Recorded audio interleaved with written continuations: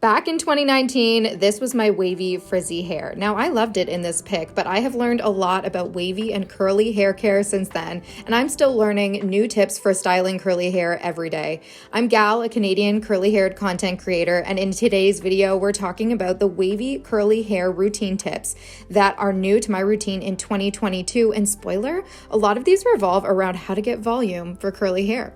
In 2022, I started heat styling my hair more frequently. So a new occasional part of my wash day is a bond repair with Olaplex 0 and 3. They're really meant to be used together. The 0 is like a bond repair and primer, and then the 3 is the bond repair hair perfector. I applied the 0 all over to dry, clean hair and brushed it through to make sure it's evenly distributed. I probably could have applied a touch more because you do want to make sure the hair is saturated. I used about a finger width of the bottle and then let it process for about 10 minutes. Next, I dampen the hair and apply the Hair Perfector Olaplex number 3. So these two products work from the inside out on your hair, and they work together to strengthen the bonds in your hair and prevent damage and breakage. If you're a bit confused because it feels like my hair suddenly gets dry in some of these scenes, just know I had to reshoot them. But basically, the 0 should have saturated your hair, and then before you add the number 3, you actually dampen the hair further to keep it damp. Let that process for 10 minutes, and then it's time for a shampoo. Today was not a clarifying wash day, so I'm using Pantene Pro Complete Curl Care Sulfate-Free line. I always shampoo my hair twice. I have so much of it, and then the second time, the lather is everything. I will actually link a video in the description that discusses the science of why it is a good idea to wash your hair, well, your curly hair, twice. I like to detangle my hair while there's conditioner in my hair because it adds slip, especially when my hair is very tangled, which it is today. Be cautious because hair is most prone to breakage when it's wet, so if your hair is very damaged or fragile, it would be wise to detangle dry instead, but wet hair for me works just fine. The goal is to detangle the ends first and then work your way up the strand of hair, detangling gently as you go. Here my hair is super tangled, so I do use my fingers to gently separate the curls into smaller and smaller sections, and that makes it easier to gently work with the hair without pulling too much. If your hair is this tangled, it's probably a sign that you need more moisture, and the best way to do that is with a moisture, heavy, deep conditioner, which I linked my favorite in the description. At this point, my neck was pretty sore, so there's going to be no deep conditioning for me today. Find daily, free, quick, curly, and wavy hair tips by following me on TikTok. I share $0 curly hair tips every Saturday on my Instagram, and of course here on YouTube, I have my Your Curl University playlist where I deep dive into those big scary topics like porosity and protein moisture balance. But back to my 2022 curl routine. In 2021, I was the Denman brush curl queen. I did my whole head in brush curls, but for 2022, my vision board says volume. Where my hair is curlier underneath, I've switched to just brushing through or doing ribbon curls. If you find that the hair is coming out a bit stringy, just run your finger and thumb like I just did there across the curl, and that will help it reclump.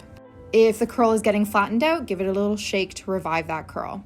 On my upper layer, where my hair is wavy rather than curly, I still like to do a couple of brush curls that adds a little bit of definition and helps turn that S wave into more of a ringlet. There are no right or wrong ways to do this. Whatever works for your hair, you are allowed to do, and that means you don't have to use a Denman brush. You can use more than one technique. In fact, you can just skip it all and go straight to the bowl method or the bowl-less method. I left a lot of B-roll in this video so you could just watch how I style the bangs and the top of my head. The curl pattern changes directions a lot here. There's at least one crown. So I use a mix of techniques to just encourage my hair to do whatever it wants to do naturally, but in clumps. In 2021, I used to add gel before using the Denman brush, and I brushed it through my hair to really saturate the curls and make sure it was well distributed. In 2022, I know better for my curls. I take the Irish Sea Moss gel, which is also new to this year from Less Brands, and I glaze it over my already brush styled hair. This is going to make sure the gel is sitting on top of those curls instead of really being absorbed by them. This way the gel won't weigh down your curls. 2022, thanks to Mains by Mel, I break up my curl clumps while my hair is still wet by gently brushing through with a wide tooth comb. Once I've gently broken up all of those sections, I'll take a t-shirt or a microfiber towel just to absorb all of that kind of excess water. If you think I'm not stepping up my blow dry game in 2022, think again. 2021 was pretty much just PIXIE diffusing, but new blow dryer, thanks to Les, new me.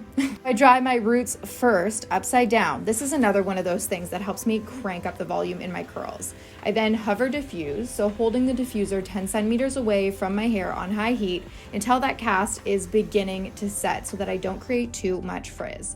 I finish with PIXIE diffusing, but I turn off the diffuser before moving its position, and I hold positions for 10 to 15 seconds. My Garnier Fructis Sleek and Shine Anti-Frizz Serum is my ride or die since, I don't know, probably 2020. I use that to break the cast and inevitably end up doing a little bit more PIXIE diffusing while breaking the cast up because my hair is never as dry as I think it is.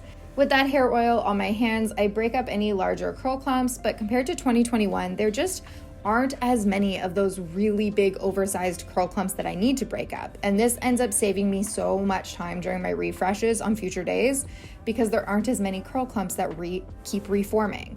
Finish my style once it's totally dry and I've broken up all those curl clumps with an alcohol-free hairspray. Not everyone does this, but I find it gives me a few extra days out of my style with less frizz. It doesn't dry immediately because there is no alcohol in it, so I do my last round of PIXIE diffusing here. If you want all the tips for how I got my wavy, frizzy hair from here to where it is now, don't forget to subscribe.